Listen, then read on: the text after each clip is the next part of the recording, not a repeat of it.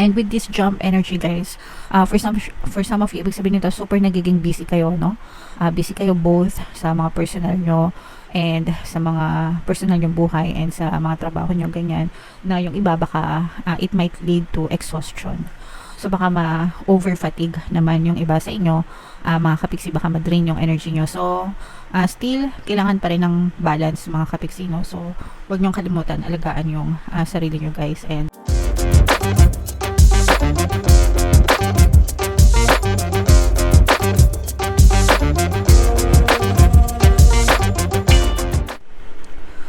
hello guys, hello Aries. Welcome back to Pinoy Pixie Tarot. Ang pamangit ng episode natin for tonight is OOTM, Oracle of the Month, para ngayong November para sa Aries, Sun, Moon, Rising, Sign, and Venus. Meron tayong tatlong set ng decks dito, guys.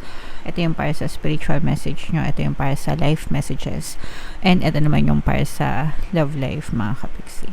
Kung ano na lang yung makaresonate sa inyo, guys, take that message. Unahin natin tong deck na to para isa spiritual message. By the way, guys, naka-upload na sa ating YouTube channel yung inyong 2025 kapalaran para sa bawat zodiac sign. Kung hindi nyo pa napapanood, punta lang kayo sa ating homepage. Hanapin nyo lang yung video para sa zodiac sign nyo. So, ito yung ating spiritual message, guys. You were born with that it quality. Okay? So, lahat tayo unique, mga kapiksino. We are born with our own skills and talents, guys, no? Kanya-kanya tayo ng mga magagandang katangian sa ating buhay. So, una, don't ever compare yourself, no, to other people. Dapat hindi natin kinukumpara yung ating sarili sa ibang tao kasi iba-iba tayo ng strengths, iba-iba tayo ng weakness, no? And if ever man na sila ay nagiging successful, that's because they deserve it. And ikaw, deserve mo rin na maging successful, depende sa effort mo, diba? Syempre, sa effort mo, sa appreciation mo about yourself, diba? Dapat yun palagi, kung gaano ka naniniwala sa sarili mo and how you bring yourself, mga kapiksi. Pero don't ever let yourself down. So, iwasan nyo yung mag-negative self-talk, mga kapiksi. Kasi there are people, no, na talagang wala silang nakikitang maganda sa sarili nila, guys, no. Parang, I've seen parang one experimental videos dati na parang sinabi sa kanila, describe yourself, and lahat ng dinescribe nila doon is puro negative, no. So, wag ganon. Mga kapiksi, always natin i-highlight yung ating mga positive qualities and traits and start believing in yourself because you are special, guys. You are talented, you are unique, you are loved the way you are lovable, and you should be loved the way you are. Okay? So, basahin natin itong message na to, guys. Do you want to know what's really beautiful? Confidence. Do you want to know what's really powerful? Persistence. Do you want to know what's really scary? Please, I know about sexy, not needing to be needed. And if still they don't notice your good looks, your strength, and your sachet, could you feel more sorry for them? Diba? So, naintindihan nyo ba yung message, mga kapiksi? Yung totoong beauty, yung totoong ganda, yung totoong beautiful, saan nanggagaling yan? Sa confidence, mga kapiksi. Kaya kung mapapansin nyo, guys, merong ibang tao na kung titingnan nyo, hindi naman kagandahan yung itsura or hindi kagwapuhan, parang normal lang. Pero, the way they carry themselves, diba, sobrang confident nila, sobrang believe sila sa sarili nila. Hindi naman sa believe, pero yung confidence nila, they can carry themselves well kasi maganda yung perception nila about themselves. And ang nangyayari, people, no, they are easily attracted to them, dun sa mga taong confident, and ang tingin nila sa kanila is maganda, guwapo, diba? It's not just about the physical looks, mga kabigsi, pero yung overall na kung paano modeling yung sarili mo. There are some people na let's say for example, hindi yung iba kasi, 'di ba, ang sukatan nila na maganda is yung maganda mukha, tisay, sexy, ganyan, tisoy, sexy, maganda katawan, pero there are some people na kahit na medyo bis, medyo malaki, hindi tisay, hindi tisoy, pero magaganda pa rin yung itsura nila or maganda yung parang aura nila. So that's real beauty, mga kapiksi. So and kung talagang persistent ka sa pag-aalaga sa sarili mo, maganda yung self-concept mo, guys, meron kang it quality. So you just have to believe in yourself, guys. So i-avoid mo na yung negative self-talk and kausapin mo sa sarili mo, yung sarili mo sa harap ng salamin, mirror technique yung tawag doon, guys, and start talking nicely to yourself. Okay? Alright. So, comment down below, guys, if feeling mo naka-resonate kayo dyan. Tingnan naman natin yung live messages for you. Shuffle natin to, guys. Habang sinashuffle natin to, panoorin nyo muna yung video natin regarding sa ating paano mag-manifest ng abundance video course. Kapiksi, sawa ka na ba sa mga struggles at hirap sa buhay mo? Masipag ka ba at masikap sa buhay ngunit hindi ka pa rin umaasenso? Ilang beses ka na bang nag-attempt mag-negosyo at mag-invest pero palagi ka pa rin nalulugi? Sa pagkakataon na ito ay maaaring may subconscious beliefs ka na nagiging balakid sa iyong pag-unlad at pagyaman. Introducing, paano mag-manifest ng abundance video course. Dito ay matututunan mo ma-overcome ang mga balakid mo para tuluyan ka ng umunlad, umasenso, sumagana, maging matagumpay, successful at maswerte sa iyong kabuhayan, pera, trabaho, negosyo sa lapi at kaperahan ng bonggang-bongga. Dali, mag-send na ng email sa pinoypixitarot@gmail.com at simulan na ang iyong pagyaman ngayon.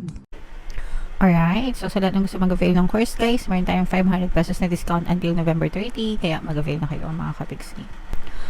And ito yung ating mga live messages. We have the watery and the jump. So itong watery, mga kapiksi, ito yung pagiging sensitive nyo sa mga emotions ng ibang tao. And parang yung ibang tao, no, malapit sila sa'yo, nagsasabi sila ng problema sa'yo, handa kang, you're always ready to help them, you're always ready to listen to them, mga kapiksi. So parang nagiging, hindi naman sa sponge, pero parang nagiging lapitin ka ng mga tao. Hindi lang dahil sa may problema sila, pero parang they know na naiintindihan mo sila.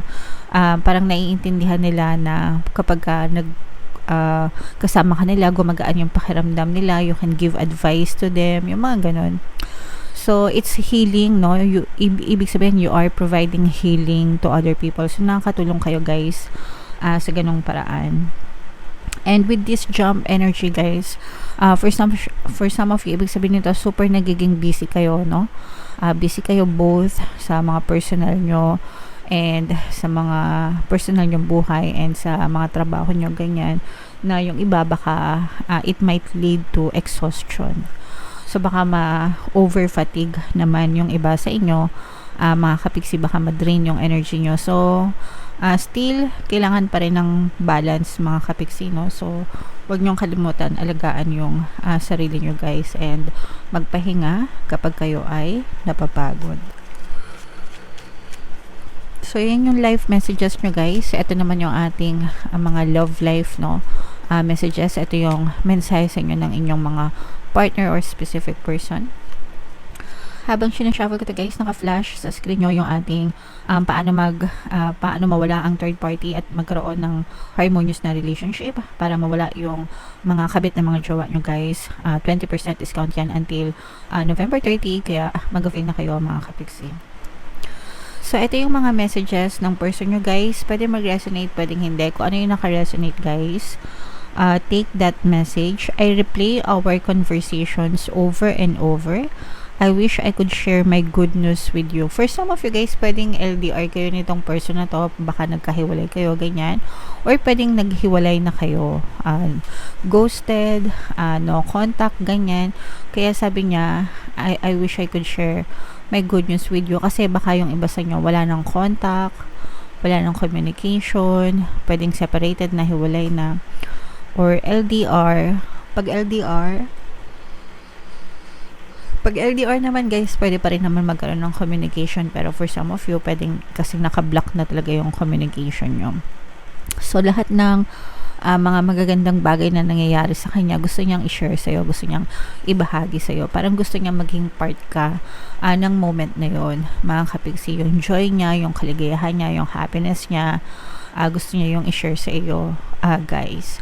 And paulit-ulit niyang naiisip yung mga pag-uusap nyo, probably hindi lang yung last, pero even yung mga dati nyo pang mga pinag-usapan, yung mga kwentuhan nyo, yung mga moments nyo together, memories nyo together, guys, no? Palagi siyang naiisip ng person mo, and yun yung way niya para i-reminisce, no?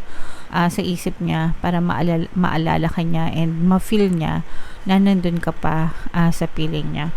So this will resonate kung hiwalay na kayo, no contact, ghosted, o kaya naman in a relationship pero hindi na nag-uusap. Kumbaga para meron ng distance, either emotional distance or physical distance, mga kapiksi. Alright?